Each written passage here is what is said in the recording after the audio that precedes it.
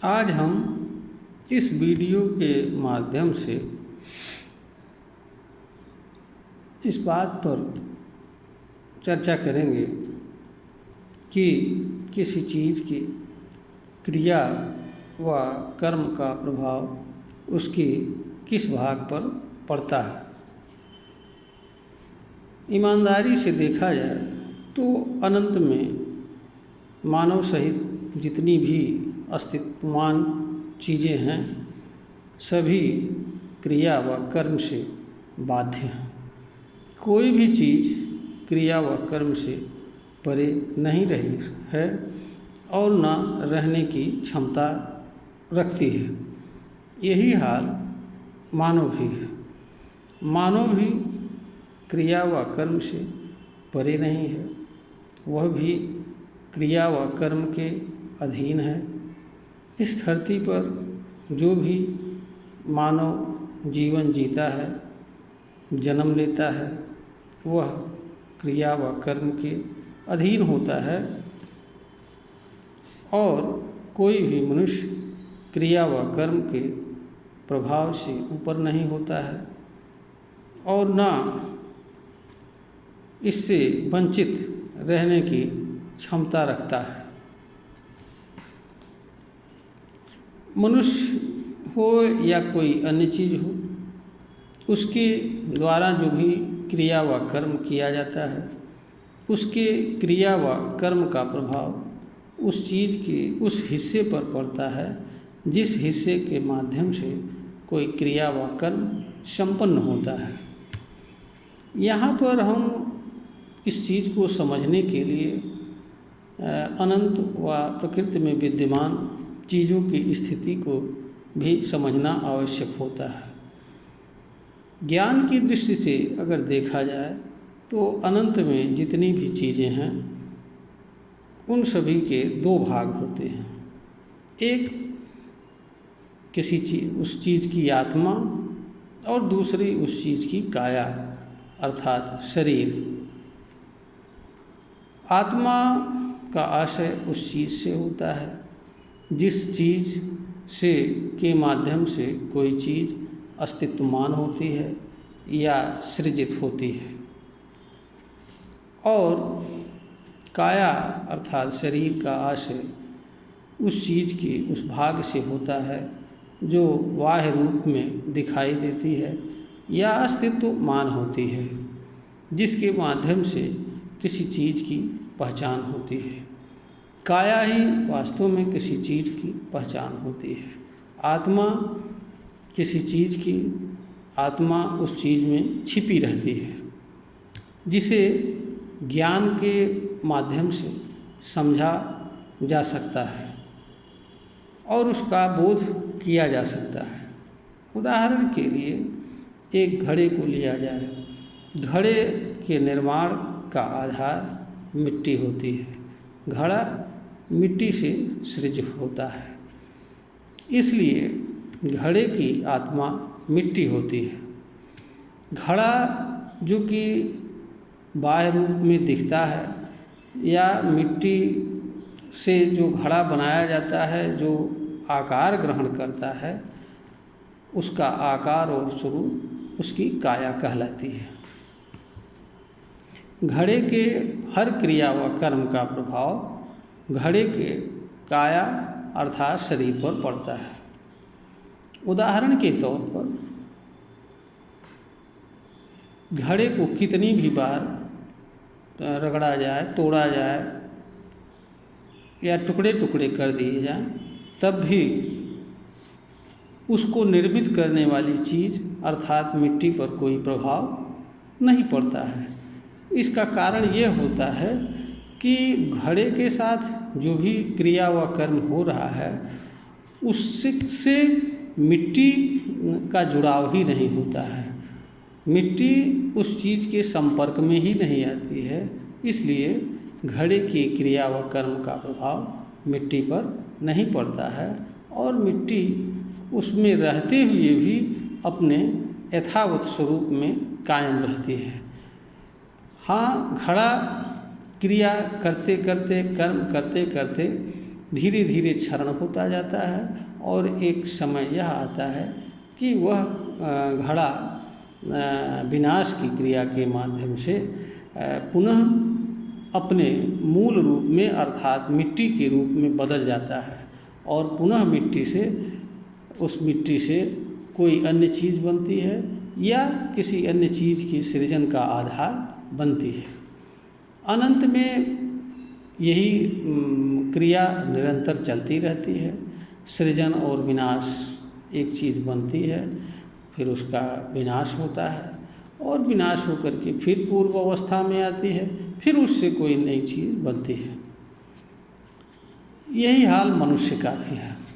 मानव भी अस्तित्व दो चीज़ों से बना होता है, एक उसकी आत्मा होती है, दूसरा उसका शरीर होता है अर्थात काया। मानव की आत्मा से आशय उस चीज़ से होता है जो मनुष्य के जन्म और जीवन का आधार होती है, जिसके कारण मनुष्य जिंदा रहता है। मनुष्य का अस्तित्व चेतन तत्व के कारण अस्तित्वमान होता है, इसलिए उसकी आत्मा चेतन तत्व होती है। भाषा विज्ञान में इसे जीवात्मा, जीवन, आत्मा अनेक नामों से दिया जाता है। मनुष्य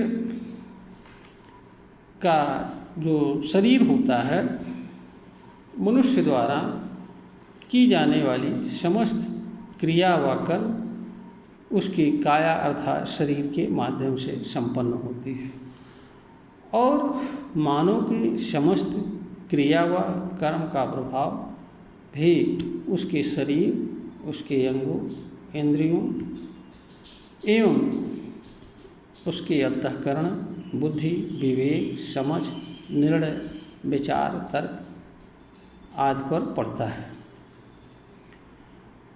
मानव की आत्मा भी मानव की क्रिया व कर्म में किसी तरह से भाग नहीं लेती है, किसी रूप में उससे जुड़ती नहीं है, इसलिए उसका उस पर कोई प्रभाव नहीं पड़ता है। मनुष्य की आत्मा मनुष्य के लिए पावर के रूप में, ऊर्जा के रूप में कार्य करती है, जिसके कारण मनुष्य जिंदा रहता है।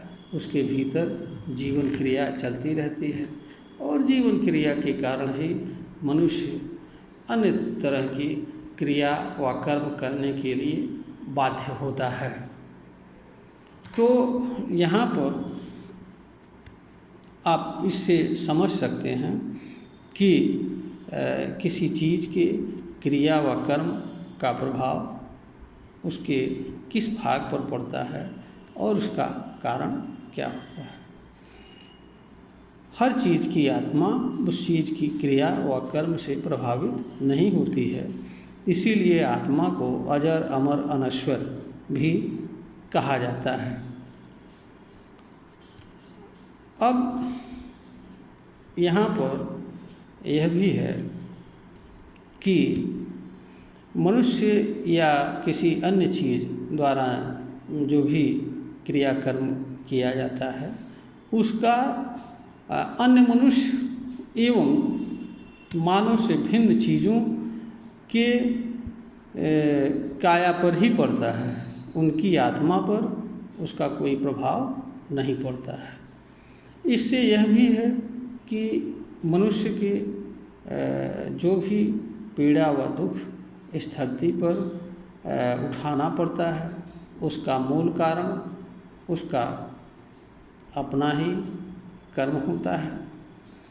मनुष्य के पास स्वयं के क्रिया व कर्म से बचाव का कोई साधन भी उपलब्ध नहीं है। इसका कारण ये है कि मनुष्य की क्रिया व कर्म का प्रभाव क्रिया व कर्म के साथ साथ चलता है तथा मनुष्य द्वारा क्रिया व कर्म के बंद कर दिए जाने के बाद भी इनका प्रभाव मनुष्य के भीतर विचार के रूप में या भाव के रूप में विद्यमान रहता है तथा यह पुनः अवसर आने पर या किसी कारण से उस कर्म को पुनः किए जाने के लिए प्रेरित करता है या आवश्यकता बताता है, और मनुष्य पुनः उस कर्म को करता है या किया रहना जारी रखता है।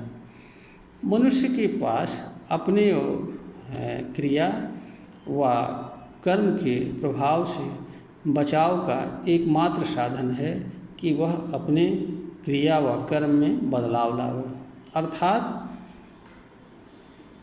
जिस क्रिया व कर्म से मनुष्य को पीड़ा हो रही है, दुख हो रही है, या जो क्रिया और कर्म का प्रभाव मनुष्य के प्रतिकूल हो, उसके ऊपर विपरीत असर डालते हों, मनुष्य ऐसे क्रिया व कर्म का परित्याग कर दे।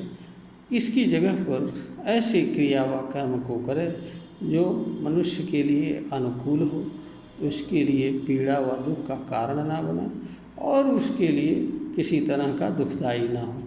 मनुष्य को जो सुखद जीवन जीने का अवसर मिला है, उसमें भी किसी प्रकार की बाधा न उत्पन्न हो। इसका कारण ये है कि कोई मनुष्य अपने ही कर्म से पीड़ा व दुख सहन करता हुआ धरती पर जीवन यापन पसंद नहीं करेगा, और ऐसा किसी भी दृष्टि से उचित भी नहीं हो सकता है कि कोई मानव स्वयं की ही क्रिया और कर्म से इस धरती पर दुखमय जीवन जिए। यह वीडियो इस आशय से प्रेषित किया जा रहा है कि यह लोगों का ज्ञान वर्धन करेगी। इस वीडियो के श्रोतागण को अगर यह प्रतीत होता है कि यह वीडियो ज्ञानवर्धन के योग्य है तो इसे लाइक करें, शेयर करें, सब्सक्राइब करें।